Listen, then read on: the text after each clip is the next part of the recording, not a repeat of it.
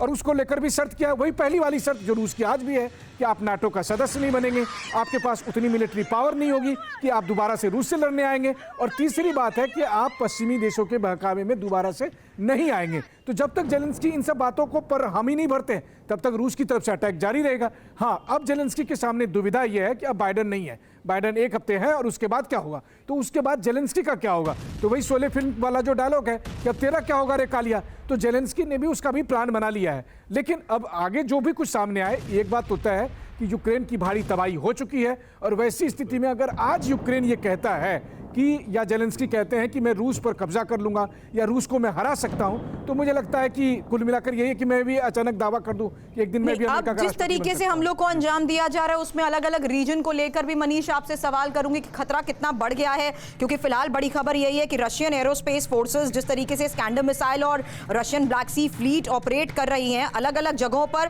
Powerful attacks को अंजाम दिया जा रहा है। ऐसे में ये थ्रेट कितना ज्यादा इन इलाकों से आ रही, तस्वीरों के आधार पर मनीष सवाल कर रही हूं। सुमी, चार्निहाइव, खार्किव, पोल्तोवा, डोनेट्स्क, नेप्रोट्रोवस्क, ज़ेपोरोजिया, कीव और चेरकेसी रीजन्स, ये वो तमाम रीजन्स हैं जिनसे आप खुद ग्राउंड रियलिटी के आधार पर विटनेस कर चुके हैं पहले क्या स्थिति थी, आज के इस हालात में क्या सिचुएशन और सिनेरियो, और इन प्रॉपर रीजन वाइज भी अगर डिटेल बात करूं तो इन पर कब्जा या इलाके को रिकैप्चर करने के बाद भी यूक्रेन को क्या मान लिया जाए कि पूरी तरीके से खदेड़ दिया गया इन इलाकों से?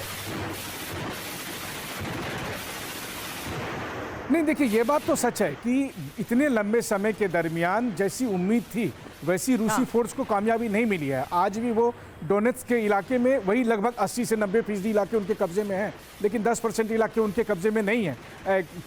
आप लुहांस्क में कहें, लुहांस्क में अच्छी खासी पोजीशन में है, लेकिन खेरसॉन और ज़ेपोरिजिया के इलाके अभी भी हैं जहां पर कि रूसी फौज को काफ़ी मशक्कत करनी पड़ रही है। लेकिन हाँ, हर दिन या हर हफ्ते, हर 2 हफ्ते के दरमियान उन्हें एक एक नए नए गाँवों पर कब्जा जमाने की कोशिश होती है। लेकिन फिर वही कहते हैं ना कि यही रूसी स्टाइल है, रूस को कभी जल्दबाजी नहीं है। देखिए, एक ज़माना था जब सेकेंड वर्ल्ड वॉर के टाइम में हिटलर की फौज पहुंची थी, उन्होंने मॉस्को को कई महीनों तक घेर कर रखा था। पुतिन के खुद जो होम टाउन है सेंट पीटर्सबर्ग, उनको 3 साल तक उन्होंने सीज करके रखा था, जिसमें पुतिन के परिवार के सदस्य भी मारे गए। लेकिन आखिरकार रूसी फौज को विजय मिली। तो रूसी फौज बहुत आराम के साथ काम करती है और आराम के साथ वो आगे बढ़ती है।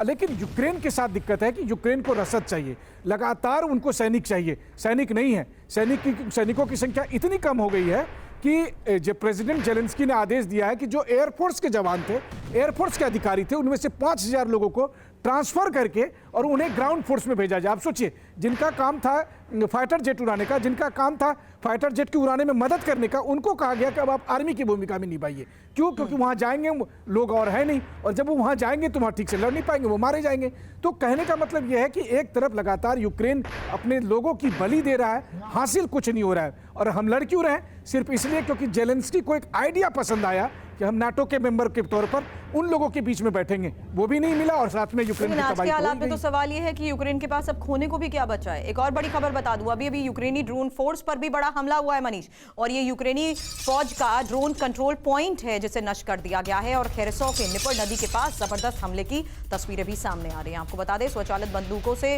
रूसी फौज का ये अटैक, रूसी नॉर्दर्न फ्लीट के मरीन्स का हमला।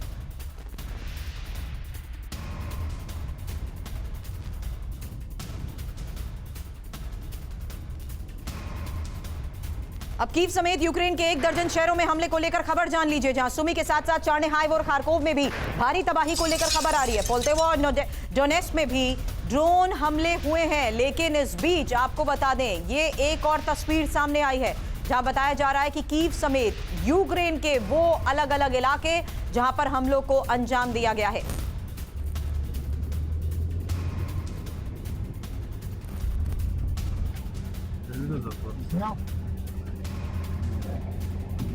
तो फिलहाल रूस ने जिस तरीके से हमलों को अंजाम दिया है, एक और इंफॉर्मेशन आपके सामने रखते हैं कि आखिर यूक्रेन के कौन कौन से इलाकों को अब से थोड़ी देर पहले किए गए हमलों में दहला दिया गया है। कीव के साथ साथ खार्किव और साथ ही लवीव, जिसकी तस्वीर हमने आपको दिखाई, पोल्तोवा और डोनेट्स्क, और इसके अलावा आपको बता दें खेमेलनित्स्की ओब्लास्ट के साथ साथ इवानो फ्रेंकोविस्क ओब्लास्ट, जहां पर हमलों को अंजाम दिया गया है। तो यूक्रेन में जिन जगहों पर हमलों को अंजाम दिया गया है उसकी तस्वीर के साथ साथ ये डिटेल इंफॉर्मेशन आपके सामने, जहां पुतिन अभी फिलहाल हमलों को अंजाम दे रहे हैं। उसमें लोकेशन एक और इंपॉर्टेंट है कि किस तरीके से एक बार फिर से पावर हब के साथ साथ एनर्जी इंफ्रास्ट्रक्चर को टारगेट किया जा रहा है। लेकिन इन्हीं हमलों के बीच आ रही एक और बड़ी खबर, और वो खबर जिस लिहाज से मनीष मैं आपसे समझना चाहूंगी कि यूक्रेन पर रूस के सबसे बड़े हमलों को जिस तरीके से अंजाम दिया जा रहा है, पूर्वी यूरोप तक में हाई अलर्ट बताया जा रहा है। इसे इस लिहाज से भी समझाइए कि आखिर किस तरीके से अब पोलैंड तक से ये खबर आ रही है कि कैसे उसकी तरफ से भी डिफेंस सिस्टम को एक्टिव कर दिया गया है। मनीष।